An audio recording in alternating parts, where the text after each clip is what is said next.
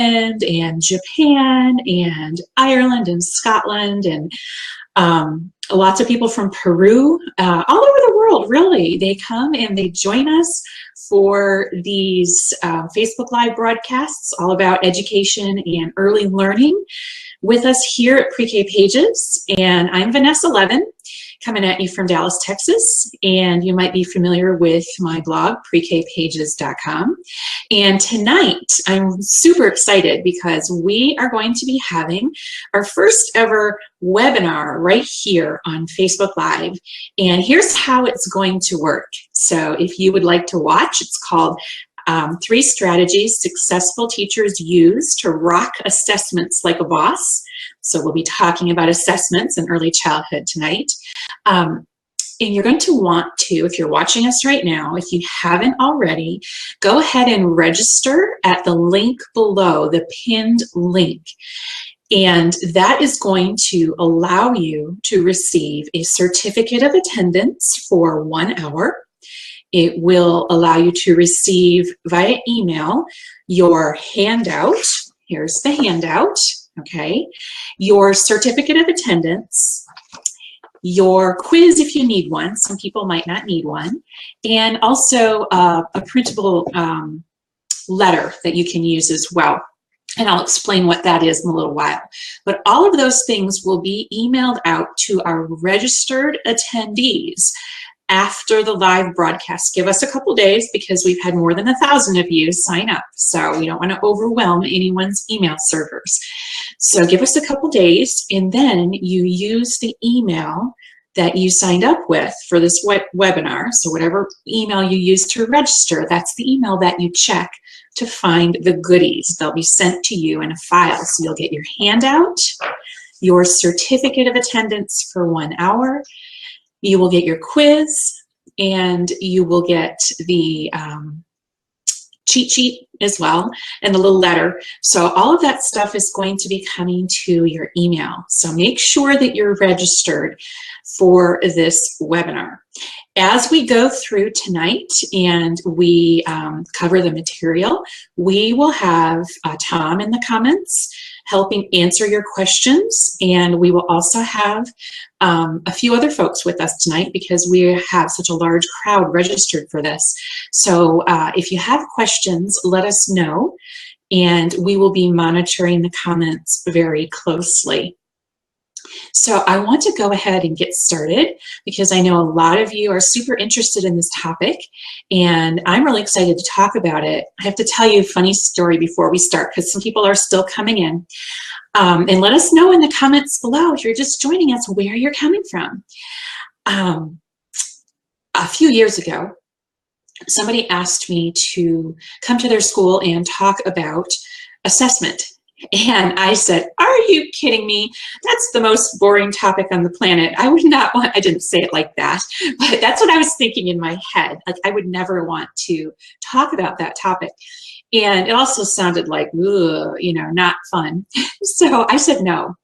And then it's always been in the back of my mind for these last few years, like, was that a good idea or was it not a good idea? So recently, I decided after a couple of years of thinking about it and talking with teachers about it here on Facebook Live and through email, that indeed it was a good topic. And I know that it's something that a lot of early childhood teachers struggle with. So we're going to talk about those struggles tonight and ways to overcome them. So I'm going to flip the screen around in just a minute. So you'll see me go away, and then you'll see the slides appear on the screen. You'll still hear my voice. So you're going to want to make sure that the volume on your device is turned up. Okay, so turn up the volume so you can hear, and refresh your browser if the screen starts to freeze or you have any kind of connection issues.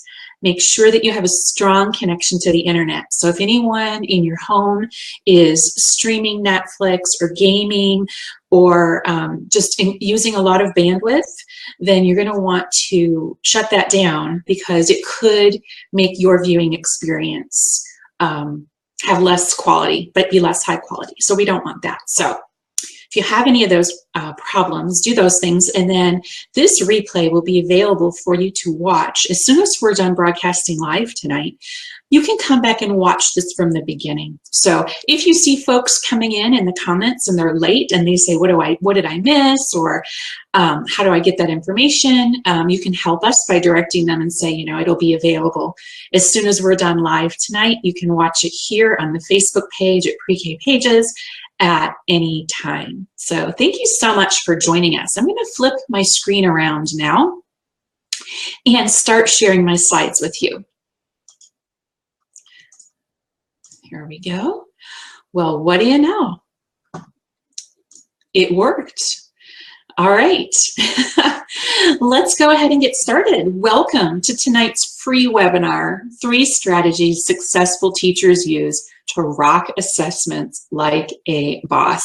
I'm Vanessa Levin from Pre-K Pages, and I am so glad that you are here with us tonight.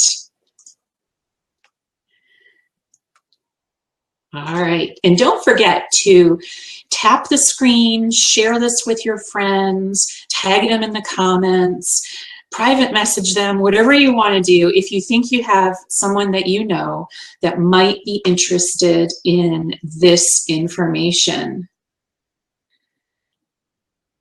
I am just going to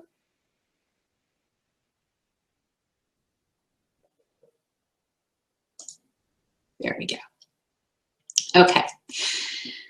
So do you ever feel like the clock is tick, tick, ticking and time is running out to finish those dreaded assessments? You have to get them marked off your never-ending to-do list because you have other things going on like, oh, say, bus duty, car duty, sunshine committee meeting, oh, and that little thing called teaching, right? And the life that you don't have. So do you ever get frustrated with how much time assessments take away from your teaching time? Well, that's a silly question. I know you do because I certainly did too.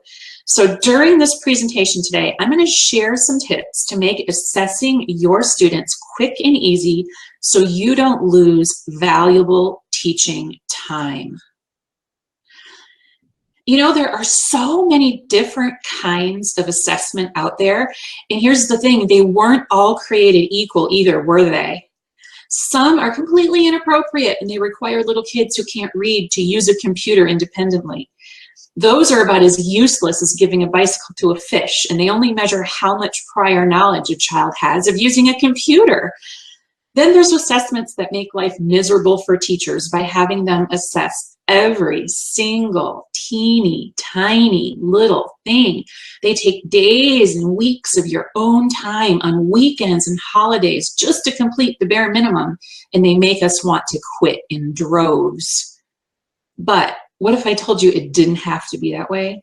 What if you could assess your kids quickly and interpret that data easily, but use it right away to inform your instruction? So tonight, during this training, we're going to examine the real goal of assessment. And I'll give you a hint. It's not just an excuse to have more meetings. I know, right? So I know it's going to seem unbelievable to you right now, but your assessments can go quickly and smoothly if you follow these simple steps I'm going to lay out for you here today. And the good news is you can teach more and assess less when you have this one critical piece of the puzzle in place. It's something successful teachers have already figured out that will help you stay on track and tackle the assessment monster head on. So stick around so you can learn how to stop stressing and start teaching again. Oh, and we will have prizes tonight. The prizes come at the end. We have 5 one-year subscriptions or licenses to ESGI, which is Educational Software for Guiding Instruction. So make sure you stick around to win one of those free subscriptions. It's a $199 value, so you don't want to miss out on that. And I can't wait to share these tips with you tonight. But first, here's a few housekeeping details. You're going to get your certificate of attendance if you pre-registered for this live webinar. If you registered, and see that pinned link below if you haven't yet, if you register, then you'll receive the certificate, the cheat sheet, the letter, the parent letter, which I'm going to talk, the principal letter, which I'm going to talk about in a little bit, and the quiz, all at the same email you used to register. So these are going to be sent to that email address that you used there. Make sure to check that inbox. And if you need any help, just reach out to Sam, S-A-M, at esgisoftware.com. And we already talked a little bit about how to have a better viewing experience tonight. You're going to want to close all other applications or tabs you might have open. If you're on a device, I know it's easy to have a lot of different screens open, so you're going to want to go ahead and close those out. A lot of apps open, close all those out. If you're having any audio or video issues, try refreshing or changing your browser and turning up your volume, and be sure that sound is on. We are going to be using the comment section below tonight, so type something in the comments now and test it out if you haven't already. It can just be hi. Go for it. There you go. Thank you. Excellent. I can see some of you commenting now. Excellent. All right. So I started Pre-K Pages as a way to help pass on all of this important information that I've discovered over the years to you, so you can deliver high quality instruction to the students in your classrooms, whether that's here in the US or anywhere in the world. I've been fortunate enough to be able to share my passion and ideas with teachers just like you at national conferences like NACE, Frog Street Splash, and iTeachK. In addition, I've also presented to private and public schools and early childhood organizations throughout North America, and I'm thrilled to present to you tonight globally. So here's the one thing that you need to be looking for during this webinar today. So this is kind of like your homework, only it's going to be due at the end of our session tonight. So I want you to look for that one gold nugget, that one piece of information that's going to help change the way you think about assessment and help you streamline your assessments. Something that's going to change the way you think about assessment and help you with your assessments in some way. So those are your things that you're looking for, and I'll ask for those at the end of our session tonight. So before we start talking about assessment, let's define exactly what it is. So Hubba and Freed define assessment as the process of gathering data to find out what students know and understand. So the bottom line is you have to find out what your students know and what they don't know before you can effectively plan what to teach them, right? Because little kids don't just come up to you and say, I know how to identify the letter A. You have to be the data detective and find out what they already know and what they still need to learn. And the purpose, what is the why? So we talked about what assessment is. Now let's look at the why. I'm all about the why behind the what. The purpose of assessment, and I promise it's not to make teachers miserable. The real purpose of assessment is to inform instruction and improve student learning. I know it seems like we have lost sight of the fact that that's what assessment does. Assessment isn't about forcing children to do something inappropriate. Assessment is about informing our instruction, shaping what it is that we teach and guiding us in what we teach, and improving student learning. So both of those things sound like good things, right? But we've come to villainize assessment because so often it is done so inappropriately. So continuous, ongoing assessment is the absolute best way to find out if what you're teaching is effective or not, and it's the most effective way to improve student learning. So continuous, ongoing assessment. Observations and gut instinct are great, but cold, hard data is what we have to provide to the administration and the government if you're in a publicly funded program. Cold, hard data is what they need. Without the continuous ongoing assessment, it's very difficult to improve student learning. It's like throwing darts at a dartboard blindfolded and hoping you hit the target. When you have continuous ongoing assessments in place in your program or your classroom, you can adjust your instructional methods and hit the target more consistently. Does that make sense? All right, great. Tap the screen if you agree. I don't care if you agree with me or not. Tap the screen to let me know you're still there. So when we as teachers and administrators understand the what behind the why, when it comes to assessments, all that's left to tackle is the how.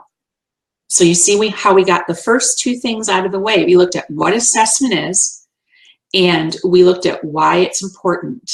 Now we can look at the how. The most challenging aspect of assessment, though, is the how. Would you agree? I think we can all agree that assessments in young children don't mix well. Our youngest students have the shortest attention spans, and they're easily distracted, and we know that they learn best through hands-on activities and play. So assessment seems very counterintuitive, right? And it's often contradictory to everything we know about how young children learn best. And if you're not careful, assessment can turn into a very negative experience for both teachers and students. But the tips I'm going to share with you during this training will help you with implementing assessments and make them work for you instead of against you. So these 3 tips I'm going to share with you today are going to help you rock your assessments like a boss every single time. So here are those 3 things that I told you that successful teachers have. They have a system in place for streamlining assessment to match the short attention spans of their students. They use the data they collect from assessments to inform their instruction and improve student learning. They also have a step-by-step plan in place for assessing students that they follow for the entire school year. And these 3 steps are listed on your handout or your cheat sheet, so don't worry if you didn't write them all down so far. Okay, and don't forget you can go back and watch this broadcast too. So they have a system in place for streamlining assessment. They use the data they collect to inform their instruction and improve student learning, and they have a step-by-step plan in place for assessing students that they follow all year long. Those are the 3 strategies we're going to look at in depth tonight. So the first step is streamlining assessments. Remember that old I Love Lucy episode where Lucy and Ethel work on the assembly line at the chocolate factory? Assessments are like that, aren't they? They can overwhelm you and take over your life if you let them. But if you can learn how to make your assessments go more quickly and smoothly, then you can really crank them out and get back to doing what you do best, which is teaching. And of course, eating a little chocolate doesn't hurt either, right? So the best way to assess young children is to do it in tiny, bite-sized pieces. The length of time spent assessing each child should match the length of their attention spans, which is a few minutes at most, right? This means if you need to assess kids on 3 skills, like all the uppercase letters, all the lowercase letters, and the letter sounds, it's going to be most effective to break these assessments up into 3 separate parts. 1 part for uppercase letters, 1 for lowercase letters, and 1 for sounds. This way your kids will stay fresh and not become test fatigued. You know how they start giving you that deer in the headlights look or just shrugging their shoulders over and over. So keep it short and sweet and have multiple testing sessions for each child stretched out over several days or a week so they don't miss out on any of that good, fun stuff going on in your classroom. So one of the first questions I get asked, or one of the most frequently asked questions I get asked, is how do you get them to actually come over to you to assess them? So let's say you have a class of 20 kids and you want to assess them, and you stay in one location for those assessments. How do you do that? So here's one way. Now, you may be mobile when you assess, and that's great too. We'll talk about that in a minute. But if you're stationary when you're assessing, meaning you stay in one place and the kids come to you, then this works really, really well. Yes, 4-year-olds can totally do this. So all I did was I took a picture of myself. Of course, I picked out the best picture I could find, right? And I glued it to a piece of cardboard. This is a piece of yellow not construction paper, what is it? Like the kind of board that you make boxes out of. So it's like a yellow box lid or something. And I put my picture on it, I glued it on, laminate it, and write your name on it too, just for a print-rich environment, right? And then whenever I need a child to come to me to assess, if I'm stationary, I give the child that I have currently the card, and I say, thank you so much for playing that game with me. Jordan, can you go give this to Levi now? And I hand them the big yellow card, and it's big and it's yellow because that way if they drop it along the way, and it's laminated in case they drop it on the floor and it gets stepped on or gets wet or something. And then they go give it to Levi, and then Levi gets the picture of me. It has my name written underneath it. And of course, we're doing all kinds of activities with our names in the classroom so the kids recognize my picture and my name and they go together. And then Levi will come and give me the card and sit down and we'll play the game. I call assessments playing a game. And then when Levi's done, I'll give the card back to him and say, can you go get so-and-so?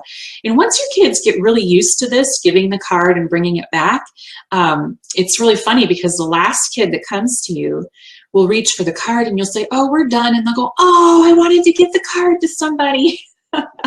So this is a really quick and easy trick that you can use if you're stationary during assessments.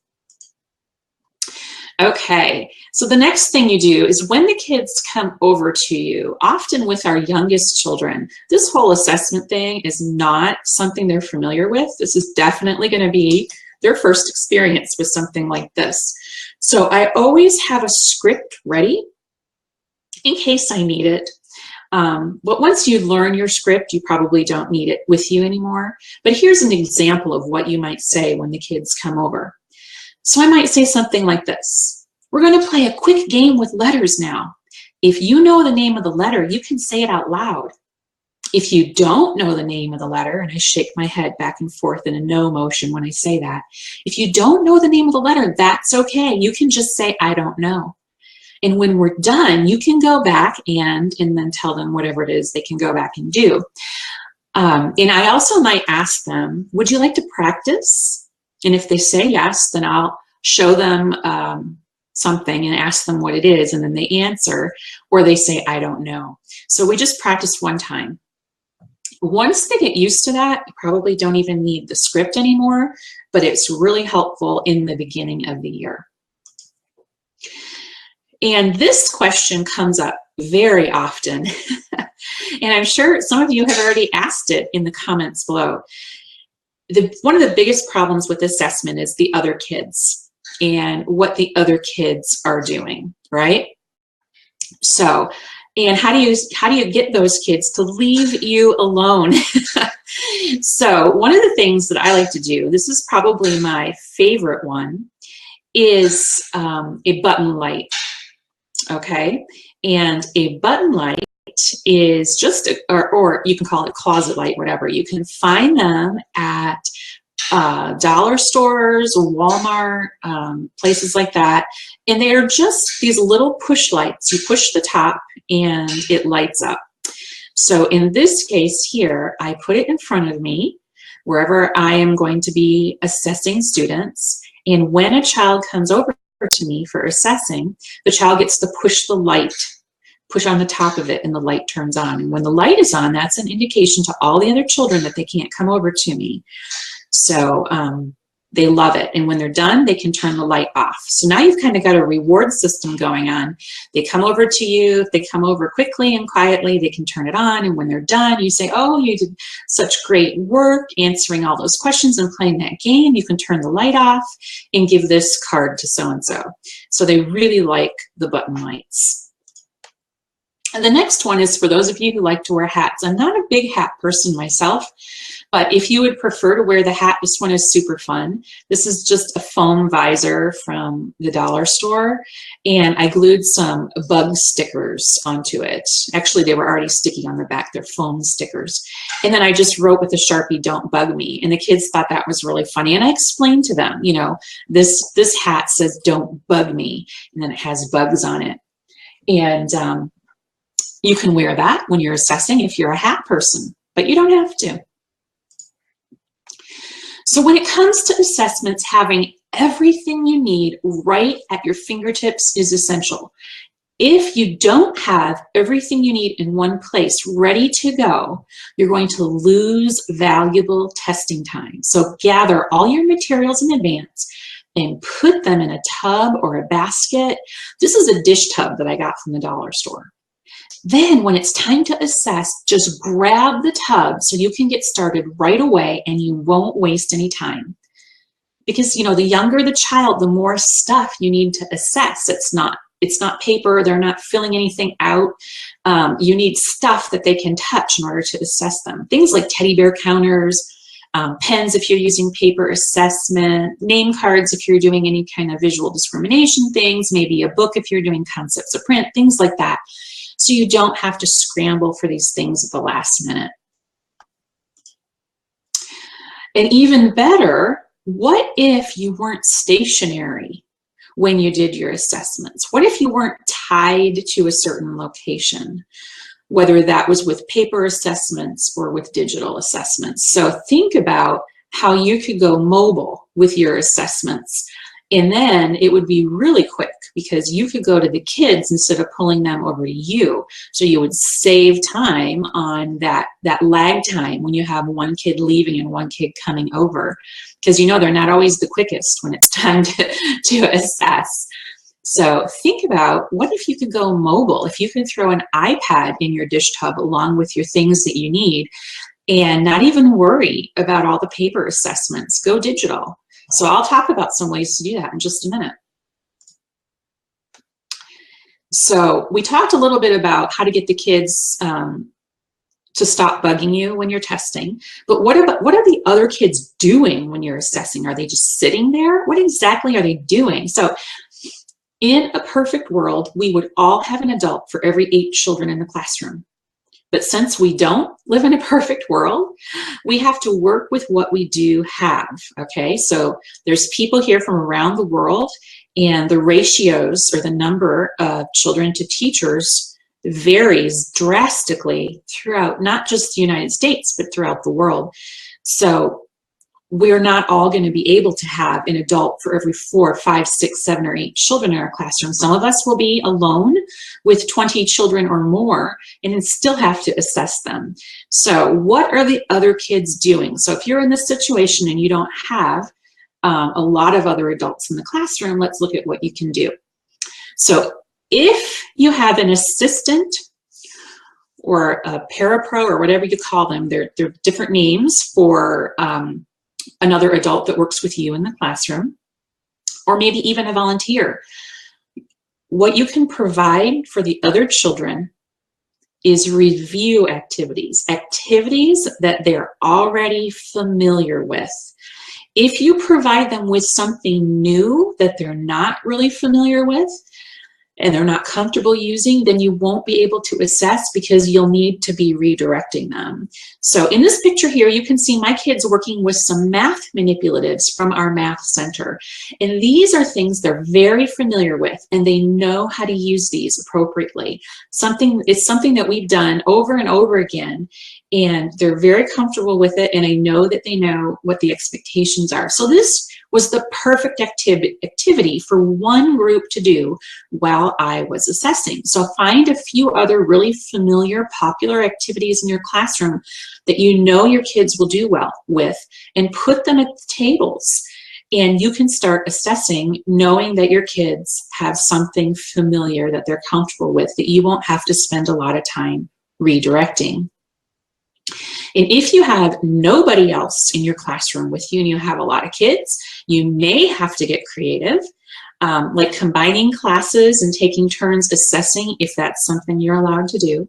But whatever you do, please don't keep your kids in to assess during recess because it will backfire. You're not going to get accurate results because the kids might think they're in trouble or they may be in a hurry to get back outside. So they're going to rush through the answers.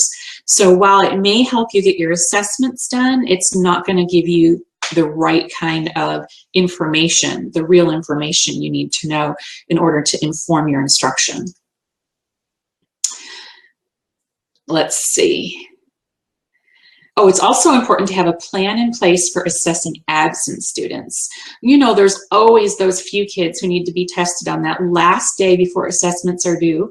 And I'll show you my favorite way to figure out who has and hasn't been assessed in just a minute. So not only do we need to collect data and then use it to inform our instruction and improve student performance, but we also have to keep parents informed of their child's progress, which can be very, very time consuming. Back in the dinosaur days, we would spend hours and hours and weekends filling out tedious reports for each and every child, or even worse, handwriting those reports. Tap the screen if you remember handwriting things back in the day. Tell me I'm not alone. All right. What if I told you that all of that was a thing of the past? What if you could inform your parents with the single click of a button? I know, right? That sounds crazy. One of my favorite tools for communicating data in a really parent-friendly way is ESGI. So ESGI stands for Educational Software for Guiding Instruction. But in a nutshell, it's a super time-saving assessment tool for teachers. So on the screen, you can see an example of a parent letter that's automatically generated when you assess an individual student with ESGI. So no more going cross-eyed while you try to transfer scores from one paper to another, or even copy and paste in your digital files. Nope, none of that. With ESGI, you just test a child, then click a button to automatically generate these reports. Then you can download it and send it as an attachment or print out a hard copy for your records or to give to the parent. And the parent letters, this is another really cool feature that's really helpful for a lot of us, is the parent letters are available in Spanish as well. So there's no need for you to speak or write Spanish. The parent letters are automatically generated for you. How cool is that? And another thing you can do, whether in English or Spanish, you can also take notes during testing, and then you can choose to show those notes on the parent letters or exclude those notes. So if you were testing a child in Spanish, you're probably going to be a Spanish speaker, so the notes you would take would be in Spanish, so they would appear on the report in Spanish as well. So a very cool feature of ESGI is these automatically generated parent letters in English and Spanish. So you can also really quickly in ESGI look and see who has and hasn't been assessed yet for each individual test. I remember back in the day, I would have to flip through my assessment book and look for all the kids I'd highlighted to see who needed what. And then I had all these kids, like I would have to make lists, separate lists on Post-it notes. You know, 4 kids need the uppercase test, 6 kids need the lowercase, 4 kids need concepts of print, and then it was just a big old mess and a lot of work. But now you can just see it all on the screen. It's super easy with the click of a button. All right, so to recap, in step 1, we talked about streamlining assessment. We discussed the importance of making assessments short and sweet, and we looked at some ways to make those assessments run more smoothly in the classroom.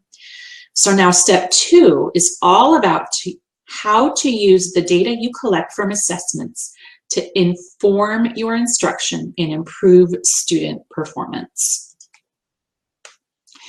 So looking at and interpreting data can be so overwhelming. You've got check marks and numbers all over the place, and when you have a lot of kids in your class, that's a lot of work. So there are so many ways to look at and interpret the information you collect during assessments. If you don't have a method for quickly and easily interpreting all those numbers and check marks that make sense to you, all of that information you spent so much time collecting is completely useless. So using visual representations like bar graphs and pie charts can be a huge help when it comes to looking at and interpreting the data you collected from assessments. So if I look at this chart on the screen, for example, I can see at a glance that 80% of my students performed well on my visual discrimination test using their names. So I can use this information to inform my instruction by targeting visual discrimination skills in my small group activities to the 20% of the children who are still learning how to visually discriminate their names. And I can also be sure to incorporate lots of opportunities to look for and identify our names and our friends' names during our daily routine, such as during our morning meeting, songs, and shared reading. I'm just going to make sure that I don't skip that. And I know, I actually know that 20% of the kids haven't got that yet, so I'm not going to move on from those types of activities. And if I look at, now I can look at the scores for a particular child. So this particular child is Sarah. I can see, oh, and by the way, these are all made up students. I would never share real student information with you, just FYI. So I can see that Sarah is making progress with visual discrimination skills. She's still working on those concepts of print, and she has 50% comprehension of the oral nursery rhyme Humpty Dumpty. So I can use this information to inform my instruction by targeting the concepts of print she's still learning during small group lessons with other children who have similar scores. And I can also continue including explicit concepts of print instruction during my daily read alouds. So maybe I'll start reading the book from the back and have the kids correct me. They love that. And point out that we need to start from the front of the book. I can point out the title of the book before I start reading the story. You get the idea. But this tells me that I still have to work on concepts of print, but Sarah is starting to understand that visual discrimination piece. So she's making progress. So it's very easy to see the whole class and the individual students. And to find out exactly which questions this child missed on a particular test, all I have to do is click on the details button, and it takes me to a screen like this. So here, by looking at the test details for Sarah, I can quickly discover exactly which concepts of print she needs to work on. So I can continue including those explicit concepts of print instruction during my daily read alouds and all of those things. I know exactly which ones she needs to work on. So she already knows how to hold the book, identify the front of the book and the back of the book, but she's not sure about the title, what the author and illustrator do. So what I'm going to do is make sure that I'm pointing out the title when I'm reading the story every day and explicitly say, and the title of our story today is The Three Little Pigs or whatever. And the title is the name of the story. And we're going to sing our author and illustrator songs. So this detailed information helps me easily target my instruction towards certain skills and also allows me to differentiate for individual students. Now, how cool is that?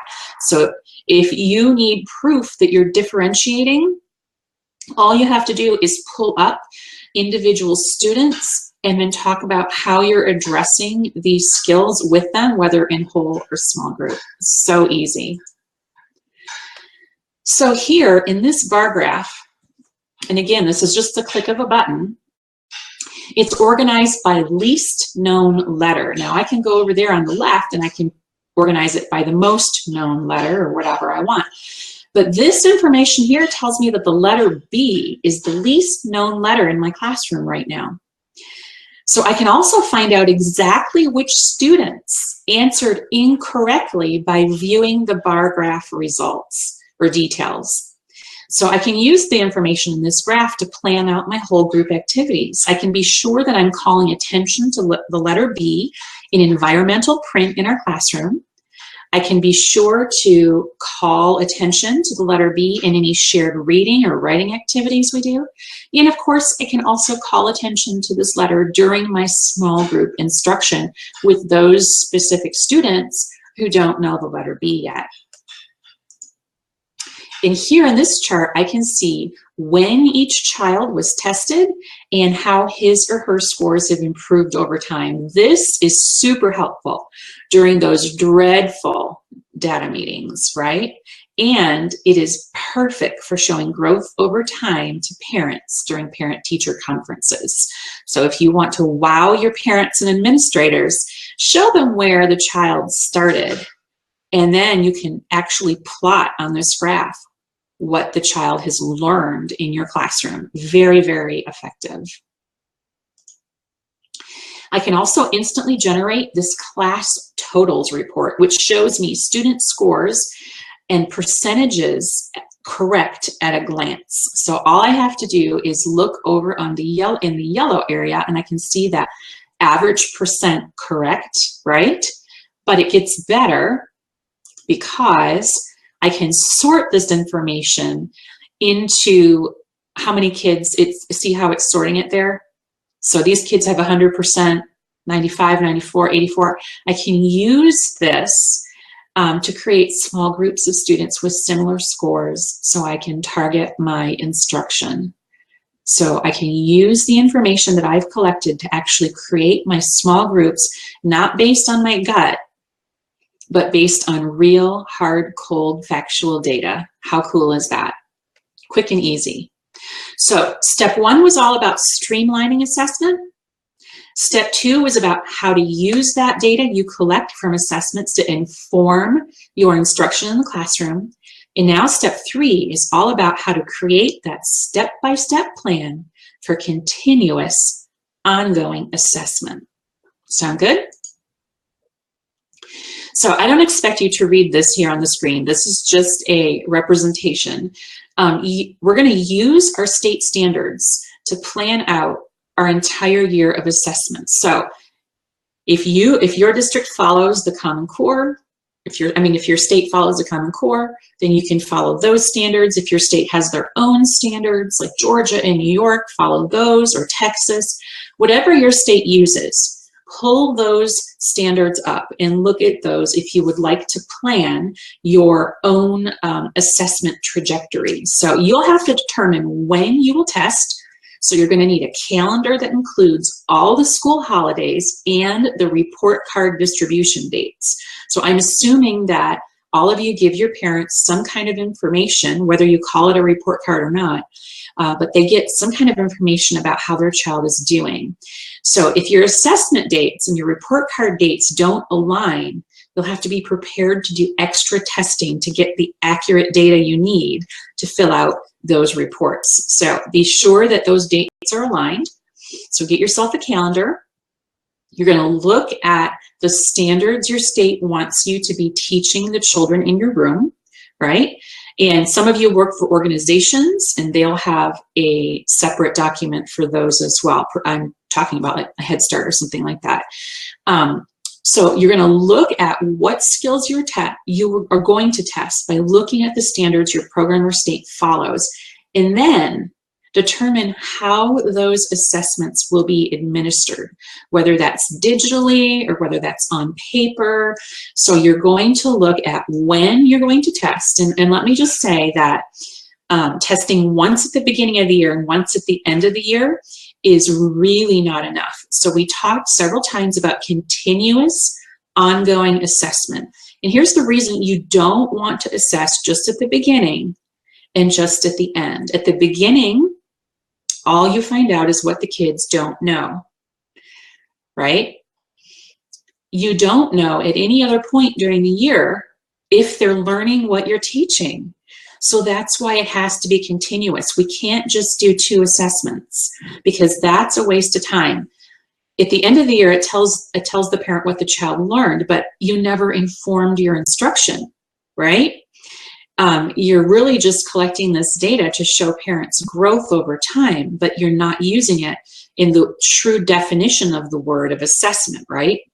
If the true definition of the word is to inform our instruction and improve student progress, then having an assessment once at the beginning and once at the end of the year is definitely not enough. And I'm not saying you need to assess your kids every single day, not at all, but you have to have enough data to know how to target your instruction and differentiate for individual students. You have to. So if you would like to make your own, you're totally able to do that by looking at your standards, getting out the calendar, and aligning those dates with everything that you need to assess.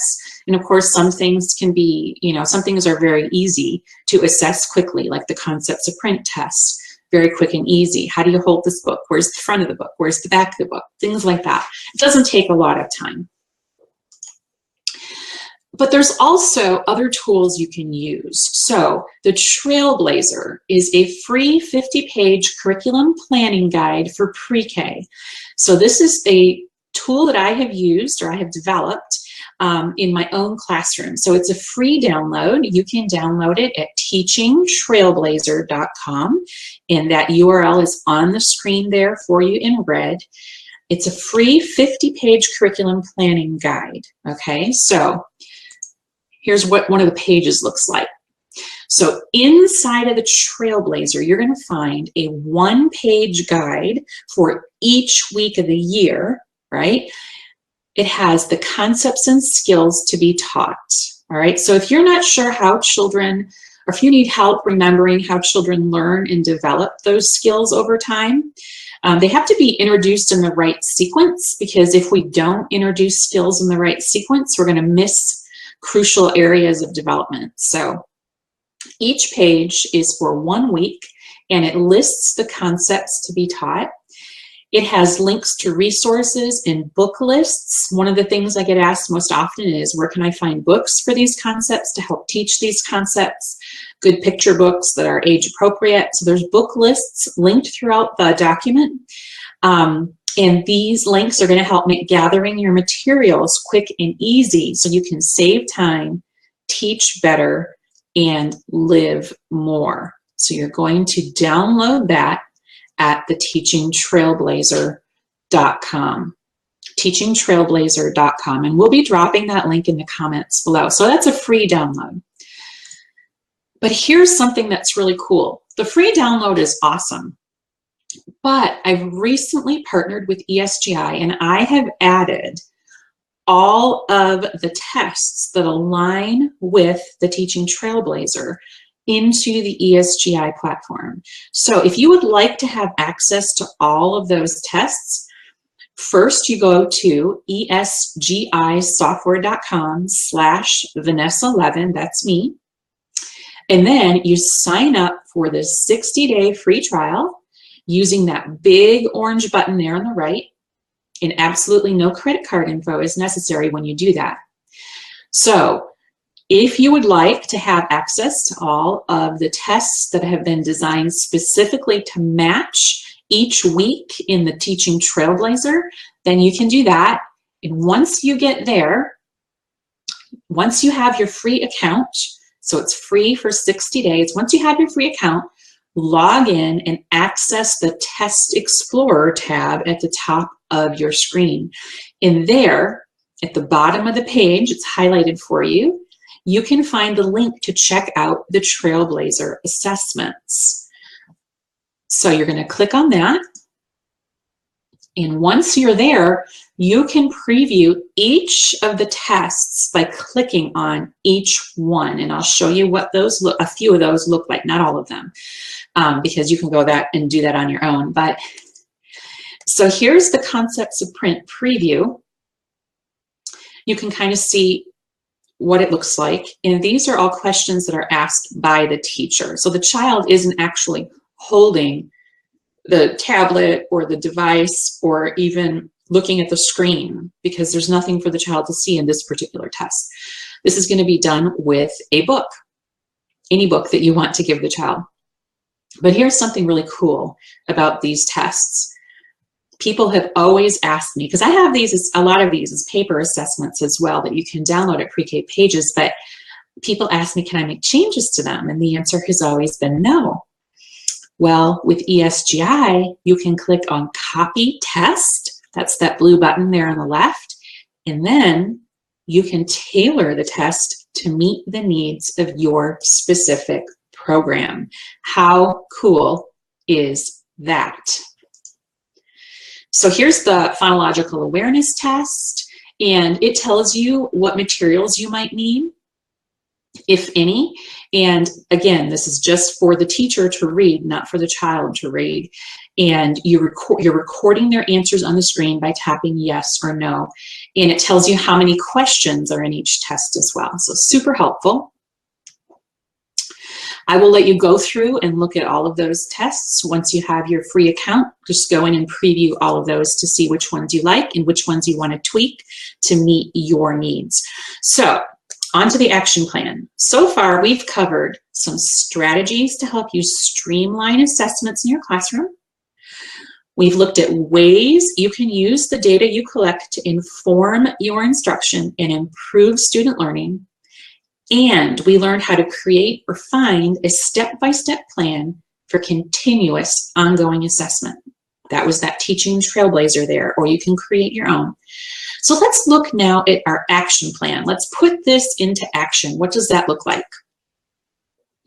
So we are going to determine the strategies that we want to use to streamline assessment in our classroom. So you can go back and you can watch this broadcast again and decide if you're going to be stationary, if you have to be stationary when you do your assessments, are you going to be mobile? You're going to decide if you're going to use that card to give to kids, or are you going to go from child to child? Are you going to put your things in a tub? Are you going to use a closet light or a hat? Which of those strategies are you going to use to help streamline assessments? And you're not just going to, you're not a data collection machine, okay? You're not just going to collect that and turn it in to whoever asked for it. You're actually going to look at and use the information you collected to inform your instruction and then to improve student learning by targeting skills those kids need to learn and planning for small group activities and lessons. And then you're going to identify a curriculum planning guide or a pacing guide, whatever you want to call it, that you're going to use, or you're going to create your own. Now, creating your own can be a pretty lengthy process, so you're going to want to do that probably during a school break, like summer break or winter break or something, because it can be a very lengthy process because there's a lot of standards to cover. So far, what's that one gold nugget you can take away from this training today that's going to change the way that you think about assessment? Do me a favor and type your answer in the comments section below. Go ahead and do that now and let me know. This is your homework. Remember I told you at the start that you would have homework? What's something you've learned so far that's going to change the way you think about assessments? Something that's going to help you streamline assessments. Let me know what that gold nugget is. Type your answer in the comment below. And we're going to be going back and reading these later and replying as we can, because I love hearing what everyone's takeaways are, because it's always so eye-opening to me. All right. While you do that, I'm going to review. Here's what you've learned so far: how to streamline your assessments, how to use data to inform your instruction and improve student learning, and how to plan for assessment. And up next, we have questions and answers and those prizes I promised you. So you have to stay tuned if you want those. So what we're going to do right now is we are going to announce winner number 1 in the comments below. Here's how it works. Each winner that we announce will receive 1 free year of ESGI. Remember, that's educational software for guiding instruction. It's a super helpful resource that helps you save 400 hours a year assessing and planning for your class. if you won, you can contact ESGI_marketing at esgisoftware.com. So we're going to announce the winner in the comments, so keep your eyes open. And we also will have your email address as well. All right, congratulations to winner number 1. Excellent. Remember, this is a $199 value, so we still have 4 more to give away, so don't leave yet. Okay, so here's the first question, and I get a lot of questions about ESGI. So here's the first one. I tried out ESGI and I love it, but I can't afford to pay for it out of my own pocket. How can I get my school to pay for ESGI? They're always saying there's no money. Oh, I've never heard that. No, I'm just kidding. Here's the thing. There is money, but the trick is all about how you ask for it. So when you receive your certificate tomorrow or the next day, inside you will have a cheat sheet and a quiz, but there's also a pre-written letter that you can actually fill out and give to your administrator. So this note is carefully crafted with administrators in mind. Many, many teachers have used this letter to successfully get their schools to fully fund ESGI. So there's a letter you can use for your administrators right there that I've already written for you. It highlights it has bullet points. It highlights the reasons why you need this, not just you. It's not just about you, it's about the kids too, how it's going to help improve student learning and inform your instruction. So make sure that you look for that in the bundle that you get in your email after this webinar is over. So winner number 2, it's time for winner number 2. Remember, this is a 1-year free ESGI subscription, which is a super helpful resource that helps you save 400 hours a year assessing and planning for your class. So we're going to put the name of the winner, the prize winner number 2, in the comments below. Okay, so be looking for your name there, right? And if you won, email ESGI_marketing at esgisoftware.com. Absolutely, yes. Oh, wonderful. Congratulations to winner number 2. Yay, we still have 3 more of these to give away. Remember, they're $199 values, so don't go away. We still have more questions and answers. Here's the next one. What if my school really doesn't have any money? That's okay, because I have a solution for that too. So many teachers in publicly funded programs here in the US have had great success securing funding for ESGI through the popular online grant system called Donors Choose. That website is donorschoose.org, and there's a link to it in your handout that you'll be receiving if you're a registered attendee tonight. So writing a Donors Choose grant is very quick and easy. There aren't tons of forms to fill out or anything. It's all done online. It's quick and it's painless. You can go to donorschoose.org and search ESGI to see current grants, or search Google for Donors Choose ESGI to see past grants that have already been funded, so you can get an idea of what it looks like to write one of those. So many large corporations match donations made to Donors Choose, and famous individuals like Stephen Colbert frequently fund grants for entire states. So it's always a good idea to have a grant out there on Donors Choose. And as they get funded, as corporations match funds, and as generous individuals grant wishes of teachers for a whole state, you could get ESGI funded. It's time for prize winner number 3. Remember, we're going to have 5 prizes, so we still have 2 more to go. We'll announce winner number 3 in the comments below, so be looking for your name there. And remember, each winner receives 1 free year of ESGI, which is a helpful resource that allows teachers to save 400 hours a year assessing and planning for their classrooms. If you won, contact ESGI_marketing at esgisoftware.com. Congratulations to winner number 3. We still have more questions and answers. So here's another one I get a lot. This is especially important if you teach young children, right? I can't turn my back on my kids to test, and the only computer in my classroom is against the wall. What can I do? Now, I totally get this question because you never want to turn your back on the kids in your classroom when you teach little children because they think you're not there then and anything could happen. So make testing portable. That's my solution to that. Test anywhere using an iPad or a device. Never turn your back on your class again. You can write a grant for an iPad over on Donors Choose as well. So think about that. I saw some grants over there where teachers maybe had already received ESGI. They already had it in some way, but they wanted an iPad to do the assessment on. And also when you do that, you're going to want to make sure that you have access to the internet in your school in order to do that.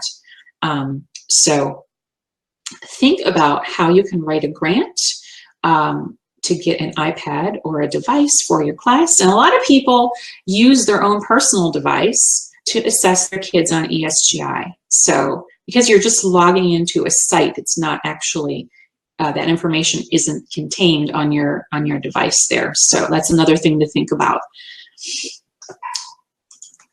All right, so to review, we walked through the 3 steps that will help your kids, the 3 steps that will help you rock assessments like a boss. And those steps were how to streamline assessment to match their short attention spans, how to use the data that you've collected to inform instruction and improve student learning, and how to create or find a step-by-step plan for assessing students to follow for the entire school year.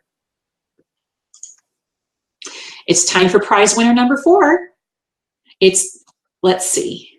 Yes, we're going to put the winner's name in the comments below. So be looking for your name in the comments below. And each winner will receive a 1 free year subscription to ESGI. ESGI is a helpful resource that allows teachers to save 400 hours a year assessing and planning.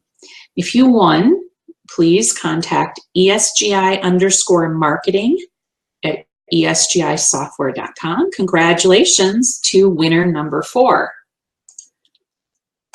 So here's how you get your free trial of ESGI if you'd like to try it out in your classroom. Go to esgisoftware.com/Vanessa Levin.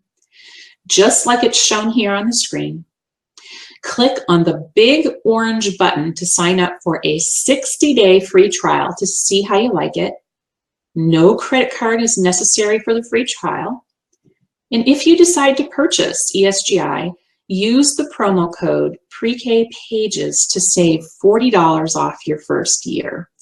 And don't forget, if you sign up for that free trial, go to the Test Explorer and look at all the Trailblazer tests.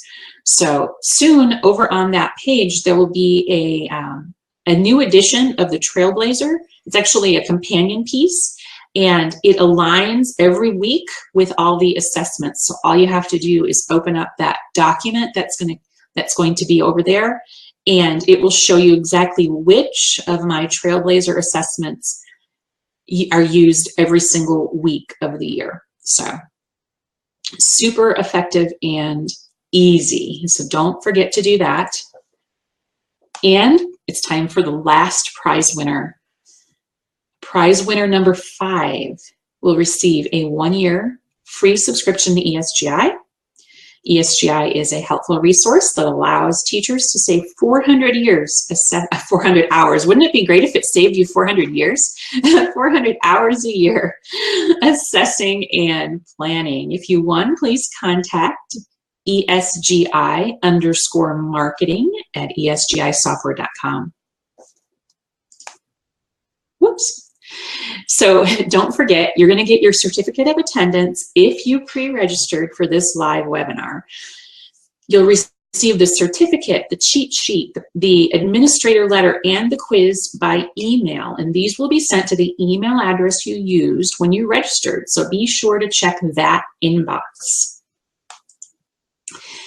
So if you have any questions or need help, you can always contact us at customercare@pre-kpages.com. Don't forget to get your free trial of ESGI and check out those Trailblazer assessments for continuous ongoing assessment throughout the year to inform your instruction and improve student learning. And don't forget that promo code pre-K pages to save $40 off your first year. I'd like to thank everyone for joining us tonight, and thanks for all your lovely comments below. And if we haven't gotten to all the questions yet, we will, so please be patient as we go through and respond. And don't forget, this is a regularly scheduled broadcast. Today was a very special webinar, but the broadcast happens every Monday and Wednesday at 7 Central, 8 Eastern. So I will see you all again. I'm going to flip the screen around now. Let's see if I can do that. Oh, stop screen sharing. Here we go. Hi, I'm back. I want to thank everyone for joining us tonight. Don't forget that you're going to get that handout at your email. I so enjoyed having you here tonight and talking to you about assessment and how to make it easier, because assessment can be so stressful, and it always seems to happen at a stressful time of the year, right? We assess in the beginning of the year, and then we assess again and again, and then at the end of the year is the worst, because then you've got tons of work piling up. So don't let assessment get you down. Watch that first part of the broadcast again whenever assessment gets you down, because it's not about making your life miserable or the children's lives miserable. It's about improving your instruction and informing your instruction and improving student learning. So don't forget that. And there's tools you can use, tricks you can use to streamline things and make it easier and just take the pain out of assessment. Thanks a lot for watching, guys. I'll talk to you next week. Bye.